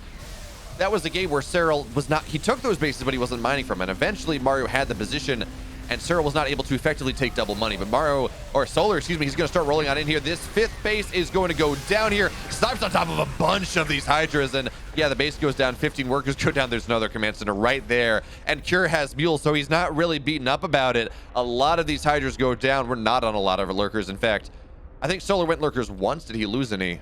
Yeah, he got like 1 lurker. He lost it. But there we go. Lurkers on the way now. I was going to say, looks like Solar wants to stay on just pure Lingbane, but he's adding on lurkers now. And I love, okay, good. 15 out of 16 here. I want to see gas out of this too, but 15 out of 16 is pretty fantastic. 9 out of 16 here. He's actually draining these bases of money. Which means that if Cure eventually takes it with superior space control, if he's able to turtle this out enough, he's not going to mine as much. In a split map scenario here, Solar will have effectively mined 2 bases more. And that is how you win a late game Terran playing this style that Cure and Solar and Maru, or the Cure and Maru have become so good at. You effectively take 2-4 bases more than they do by stealing maps and bases from them. And even as they trade insanely cost effectively, you have like 20,000 more resources to spend. As the Banelings, they look to crash on in here on the bottom side. That's not a trade. Tanks go down, sure, but that was... I leave you to look at this in the value. That was not that was not cost effective. 8,000 to 2. And we're starting to see some of the problems here. Zerg in the late game against a turtled up Terran. It feels like they don't know what to do. I'm not saying it's broken, but I'm saying it feels like a lot of modern Zergs don't really know how to deal with this. Now Cure pushing on in. He's up 40 army supply. He will take this 5th base out. That allows him to unlock the bottom side base, so it's good that Solar was mining with full saturation here. Banelings look to roll on in, though. Good blinding clouds on top of all of these tanks, but the Banelings are dead now. A couple of actually these tanks are going to start to go down here. Looks like Solar will be able to break this army out after all. Cure falling down behind in supply. The tanks are going to get broken, and actually Cure overextending, and the big problem there was the fact that all the tanks were synced up. All the tanks were on one big clump. One blinding cloud removed them from the map. We didn't see EMPs on the Vipers in time, so Solar was actually able to crush through. He only loses 1 base, not 2, and he's able to keep stealing money from his opponent.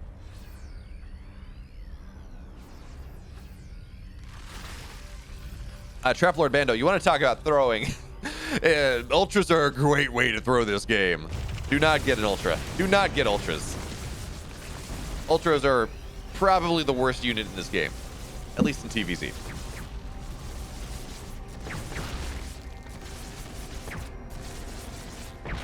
I mean, that truly is, Cirky Borka, that is truly what you're doing. If you're mining, there are 2 bases that are no man's ground. One of it, you're supposed to get one, your opponent's supposed to get one.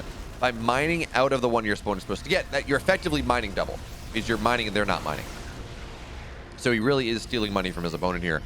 And again, notice, 12, I'd like to see 16 out of 16, but whatever, 12 out of 16 is good enough. 15 out of 16 here. A lot of money has been mined from this base. So even if we see Cure take it later on, well, he's going to have to trade a lot more effectively than he is right now, as Solar's looking to run on in. It felt like Cure maybe had the opportunity to win that game, but he just lost a massive fight. And now Banelings, they come spilling on in. There's nowhere for the Ghost to go. They're going to get picked up, moved to another spot. The tanks start to go down. Planetary coming under threat here, and Banelings will not be able to crush it down just yet. Cracklings, they're good enough for that one. So once again, Cure loses a base. The gold base, it's mined out. Solar takes the game. Folks, we're going to game 7, tied up 3-3. In the bottom right, in the blue, his name is Solar.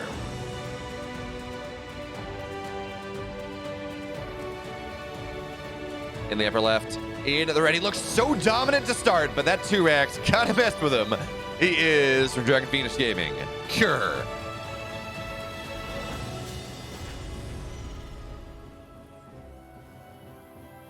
Yeah, I play Zerg, Real-Looker Dooker. Oh! Oh! Oh! What exact... Folks, I'm not going to attempt to analyze this game, because I don't need to. This is map 7, Trap Lord Bando, so it technically is no one's map. But it also technically is Cure's, because he picked, because his loser's picked, but there was only one map remaining in the pool. So this would, if this could be considered his map anyways, because it's kind of a Terran map. So Cure's like, oh, wait a minute. What the hell? What's happening here? But this is not an all-in. This is literally just to mess with Cure's head. This is glorious. Look at this. It's Hashcast Pool behind it. It is literally just to delay a command center. You don't do this to Terran. But Solar does.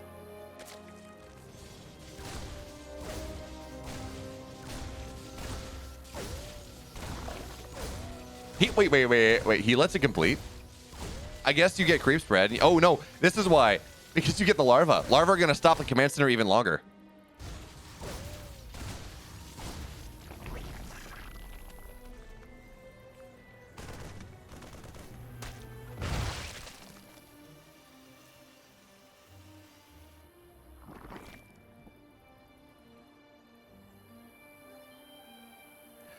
Yeah, I don't know. It certainly does delay the command center for a while, forces it on the high ground, which makes it move over. I think if you cancel, it certainly is. But I don't know about letting it finish. Especially now that you don't have enough lings, so you only have 4 lings. We're going to see 1 go down here. Reaper He's going to find his pound of flesh on the other side. Your own natural's delayed, so you're building drones slower. And drone economy for a Zerg in particular is extremely exponential. Wait, that's not... Oh.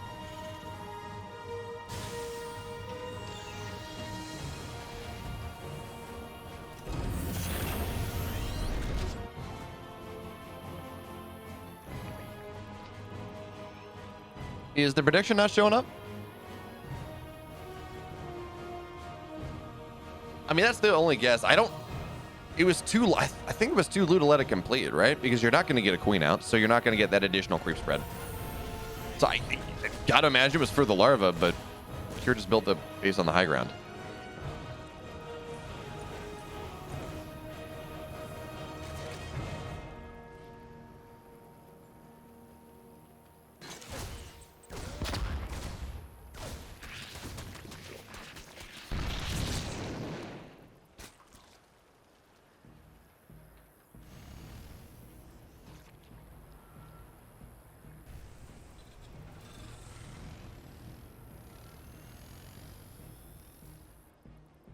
Yeah, here's a greedy boy. Folks, I actually don't know what to talk about this game.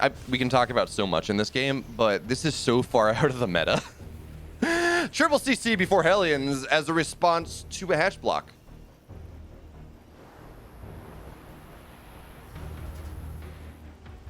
Yeah. Okay. This is how... This is the new meta, folks. This is how ZVT is played at the highest level. This is what everyone does every single game. You are going to see this in GSL round of 10 soon. And people are going to say, what the world is happening? I'm going to say, I saw it first. Kure did not make it in the round of the 10 to GSL, but someone, Maru saw this series and said, I'm going to do this. I don't even remember who's in Maru's group, but he saw it. He said, I'm going to do it. That's how this works. Actually, I guess the Zerg would have to see what Solar did to trigger this. Ah, someone calling for roaches. Well, hey, folks. Roach is on the way, but this is going to be a 1-1 roach timing. 1-1 speed roach timing. This is not going to be early pressure. And what this also does is, assuming Solar is able to build roaches at the right time, this keeps him safe from a lot of shenanigans. It means Hellbat pushes, not a thing. Do we have an armory? No, we don't. And no armory on the way. So it's not really going to be Hellbat pushes, but there are not a lot of Lings here. They're going to have to show up now, but Hellions already read themselves into a corner. There's a lot of potential damage in this game. Shades of game number 2 here, but the drones, they get pulled out in time. Do we get the line up? 2 workers go down. It's going to be 5. And the Hellions, they're still alive here. 7 workers go down. That is going to be the extent of things. It's not 20. Not the catastrophic play we saw in game 2. It's damaged, but... Actually, considering the fact that Solar got that command center, or that hatchery, Solar doesn't build command centers, that hatchery that delayed the command center for a bit, and Kure went 3 CC out of it, this is still pretty good here for the Terran.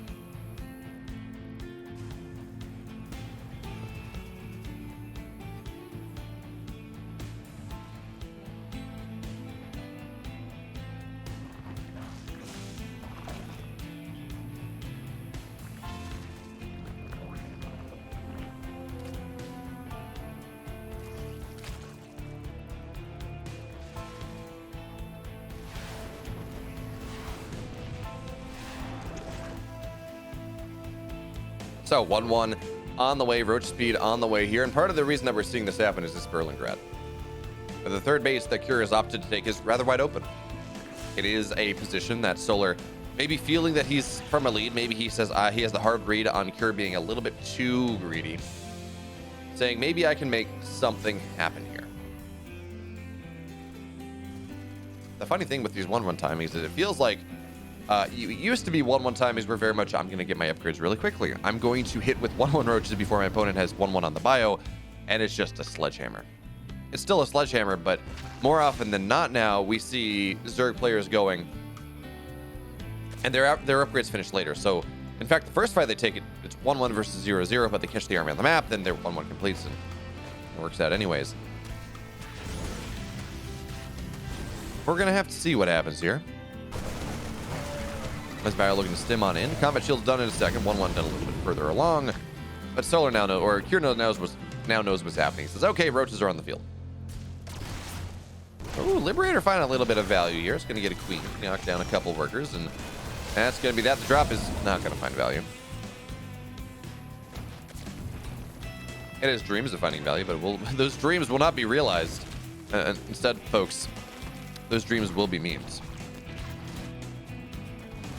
I like memes, so it's okay. Dropping the natural, though, and finally Kira's starting, or third base. Kira's going to find a little bit more value, but what he's doing is buying time. Technically, he's buying time, but Solar is waiting until this moment. 1-1 is now done. He has a lot of roaches. He's up 40 supply, 45 army supply. And this is going to be, I think, when he looks to roll over, but he's droning up more. So I'm almost thinking... No, he's running across the map. I was going to say, like, there is the dark style you go for where you go Roach Ravager into just immediate lurker play. And you go from there, but that's not what Solar's going. He's going for a big time here, and I wonder whether Kira's had enough time. He's sitting on 3 tanks, which is not a lot. 6 Marauders. His 1-1 is done. I believe he actually got, he got Gustave Shell rather early. That will allow him to take a better fight, but now the army's going to look to rule on in from 2 sides. Tanks get pretty damn good shots for the moment, but it's only 2 of the 3 tanks firing right now. Kira, he's just taking this fight to make sure that he can take the fight, to make sure he can hold the roaches where they need to be. And again, the tanks, they're finding so much value, but folks, I asked the question, is it going to be enough here? Because the bio is dead. Solar's still up at 100 army supply. He is going to crush on through. He says, Cure, you've been too greedy. I have found the soul read now. Solar is going to win his 3rd game in a row, and it was not looking good to start, but Solar, he's now on series point. Kevin Skill, my Twitter is at Beowulf_SD2. There, I don't believe there is a, maybe there's a caster's command.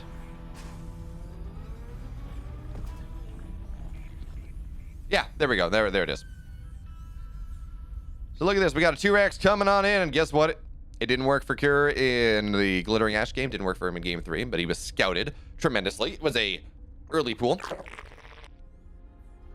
This one is not getting scouted. It was not an early pool. So while the bunker should not get up without being scouted, this is a far, far better scenario for our Dragon Phoenix Gaming Terran. So now Kira Solar's going to say, wait a minute. There's a proxy. At the very least, there's a Macroaxe, but most likely there's a proxy. He says, oh, okay, Marine's here. I got to pull my drones.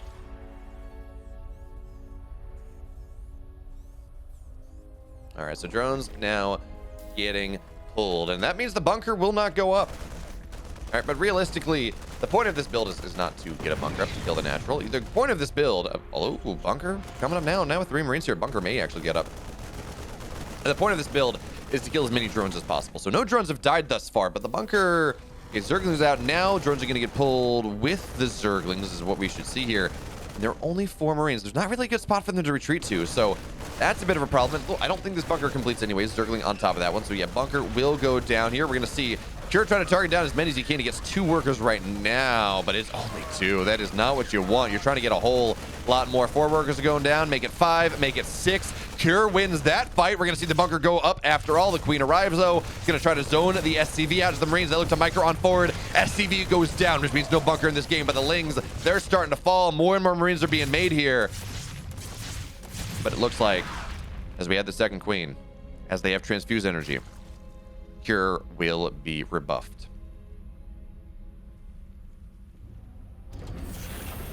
Am I trying to work for big tech Vicious?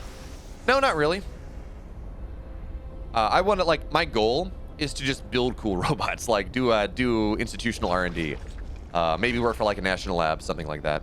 Or who knows, maybe I get big enough as a caster. I don't know that I can do I don't know that I can do that in StarCraft anymore, because of how the scene is shrunk. But maybe I get big enough as a caster or whatever, where I take the time that I'm working on my PhD to to go full time into esports afterwards. I don't know. Oh, Boston Robotics would be cool, Dark Knight. They do a little bit different stuff from what I do, but Boston Robotics is like every robot kid's dream. So where are we at?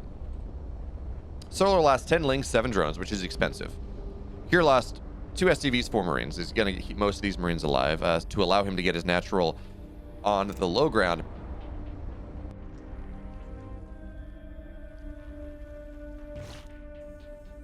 But I don't know. This game strikes me as mostly even. really. It's not a game where Cure got game-ending damage. He got some, so it's not like, wow, Solar is stupid ahead. But also, he didn't get a ton of damage, so it's not like, wow, Solar is insanely behind. Thank you, Real Lurker Durker. I appreciate that. Yeah, this was 3-1 Trap Lord Bando. Cure was looking really good in those macro. It really was looking untouchable, and then he 2-rexed, and that gave him his first loss, and then Solar finally started to win some macro games. It's early enough in Korea that I'm just going to say Solar woke up. He was asleep beforehand. Well, Kevin's killed. There's a reason I don't want to go into academia. If you do, if you're working for like Boston Robotics or Astrobotic or, you know, I don't know,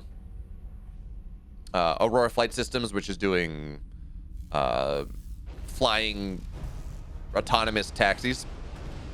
As we're going to see the Hellion drop, look to dive on in here. The drone's going to get pulled, though. Queens are kind of there. Notice they're targeting the medevac down, not the Hellions. They say we'll deal with that later, but 5 workers go down. 6 workers go down. Oh, no. 11 workers die. That should be it. Here we go. Oh, most importantly, they get the Roach Scout. Solar may be dead here. I think we're going to game 7, actually. Because 11 workers just died. We saw Solar going for a Roach push. 35 drone. Roach timing. It's not a 35 drone Roach timing anymore, guys. Not a 35 drone Roach timing anymore, folks.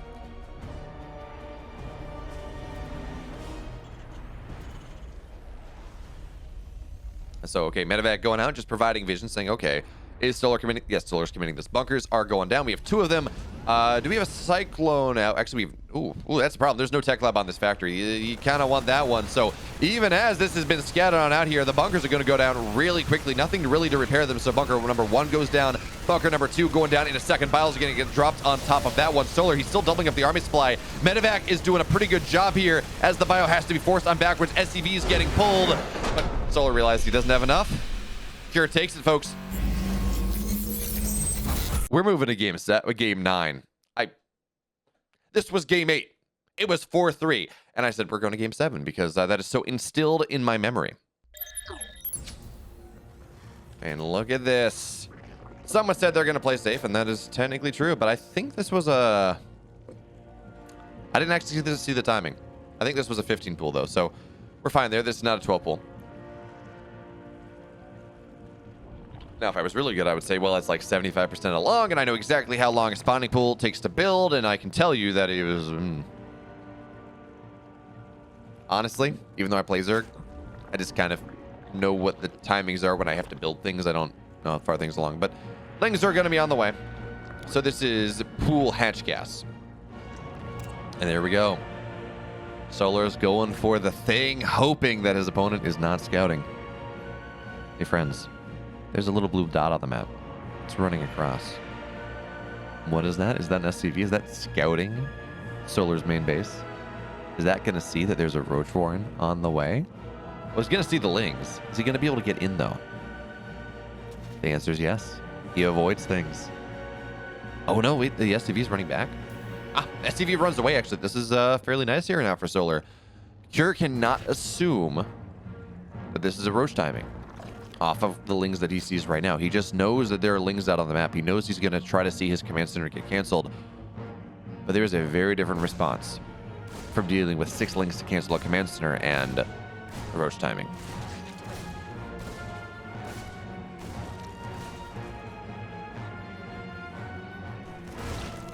Well, see, here's the thing, Real Looker Durker. I can just go, and I can look at my wrist, and it says, ah, it's 114. So at least, with everything I got going on, at least I always know what time it is. That's the one thing I got going for me every day. And now, okay, now the Reaper finds the Roaches, and realistically, losing the Reaper here, not the end of the world, because... Oh. There's a... I think Solar's got the read. Bunker's going down now, but Tech Lab going to land on the factory as well. This is 3cc play. This is Solar being as greedy as he's been every game in this series, looking to capitalize on A, Cure's maybe penchant for not scouting, and B, well, Cure's gone quick 3cc every single game in this series. So yeah, Trap Lord Bando, this is GG either way. Either Solar breaks Cure here, or the fact that his opponent is going to have a third base before he does means that Solar is dead. Now, he's droning behind this, but he has to get far more damage than he otherwise would have, because, again, this is 3CC play, and here's the thing. He doesn't know about it. He thinks this is standard play. He does not understand the imperative that has been placed upon him in this game. Cyclone's going to lock down on top of the Observer, excuse me, the Overlord, to knock that down first. So no high ground vision. This has gotten literally 0 damage. I was worried for Cure because, well, it's 3CC play. He scouted it rather late. But his bunker was up in time. His Cyclones were up in time. He got a tech lab on the factory up in time. And now the orbital is going to be done pretty much. The orbital was started pretty much as the third base for Solar is started, which,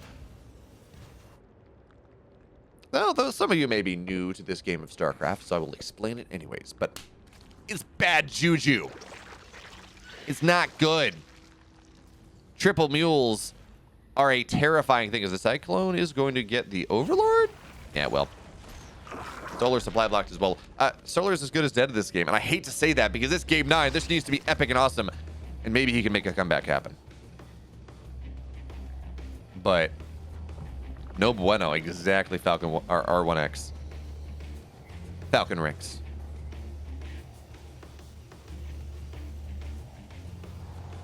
Curious had this build happen to him a lot, by the way. Dark did it to him 2 or 3 times in the EPT Korea 117 finals, or 116 finals. And it worked for him once, and then Dark kept trying to do it, and Kira said no. No. Didn't work out. Because, again, Kira seems so solid in the late game. Oh, this Cyclone's going to get another Overlord. But Kira seems so solid in the late game that Zergs are starting to try to all-in him to keep him honest, because he does have this really good greedy style. But that means Cure's just really practiced against it. Now, we will see the supply depot go down. Cure, he's supply blocked at 69. Nice. And Solar's just going for the eventual all-in. For all-in stage 2, the second barrel of Zerg shenanigans. And the first one did not catch Cure off guard. The second one might. As the Cyclone goes down as well. Lings, Roaches are going to come spilling on in third base on location, but Solar does not care about that. He just wants to break into his opponent's base here. He wants to find value. Bile's on the ramp, and that's going to get 5-6 workers. That's already nice to start here. There's a lot of Marines on the high ground. Stim is done. Comet Shields are on the way, but there are no medevacs. They're on the way eventually, but you kind of need medevacs to really take this fight, so the Natural Command Center is going to get forced to lift for now. SCV's pulled into the main base, but it's still only 10 workers, which is something. It's given Solar a army, or excuse me, an income lead. But, I mean, still. Cure is equal on army supply against a Roach Ravager player. So he forces the base to lift for a little bit. But I cannot help but feel that Solar had to do more. His eBays are going to be, his Evo chambers are going to be done by the time 1-1 is done for the Terran. These timings are just really not friendly to Solar in this game. He's trying his best. But Cure is up army supply on the Roach Ravager player. Remember, Ravagers with 3 supply is even worse than just being up on a pure Roach player. So, 1-1 is now done. Combat shields are done as well, finally. Solar's trying to take his 4th base. And it feels like Cure is maybe going to sit back and wait a minute. Because he doesn't really have to win the game. He would like to. He doesn't really have to win the game right now. He is so incredibly far ahead. So he's going to nip at the edge of things. He's going to try to pair off Ravagers, Roaches here or there, Queens, knock down Creep where he can, kill Overlords, while he adds on additional... While he adds on an army, while he gets +1 for his tanks, probably, while he adds on additional barracks, while he takes positive trades against Roaches in the middle of the map, while he just builds this setup that goes from a 95% win chance to a 100% win chance. He's going to find this 4th base as well, stimming up, but hey, Ravagers are here, so... Ooh, Bile? And, okay, it tags, but it doesn't do much more than that.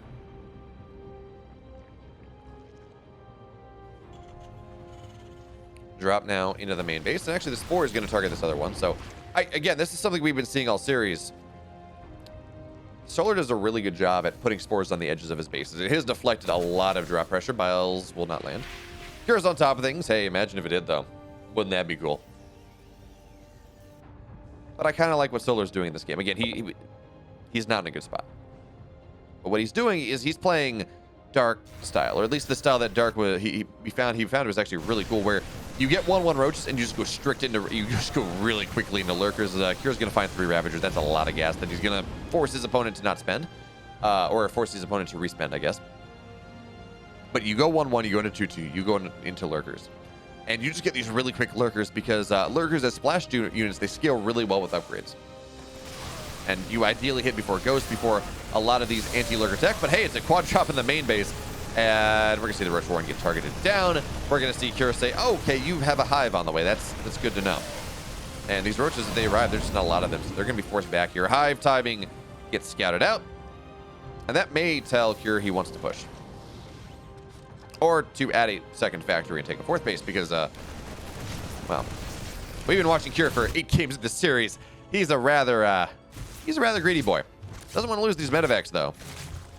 He's looking to actually, here's what he's looking to do. He's looking to sandwich his opponent, drop behind the mineral line, drop, and then push in with his tanks and with his bio into that base as well. But he's going to say, okay, well, I'm going to scan your main. There's some roaches there. I'm going to pull a lot of your roaches away from this position. I'm going to distract your eye away from this position that I want to push into. And his 2/2, by the way, is going to be done before his opponent, so that's always going to be a nice advantage here. Tanks are going to look to siege up around the doodad, as the 4th base is kind of this key component. The Zerg can keep that up. Maybe they have a shot in this game. They lose the 4th base. It really is problematic here. So drop in the main base. The roaches were not where they needed to be, but it looks like they're going to be fine enough here. Roaches, Ravagers looking to roll on in. Bile's actually not getting any of the tanks. They get 1 now, but the tanks are annihilating this army of Solar. It's just not working out for him. It's a bad day to be a Roach as they're all falling. The 4th base now under tremendous pressure. Rallies are just dying. And folks, in 9 games, we got it.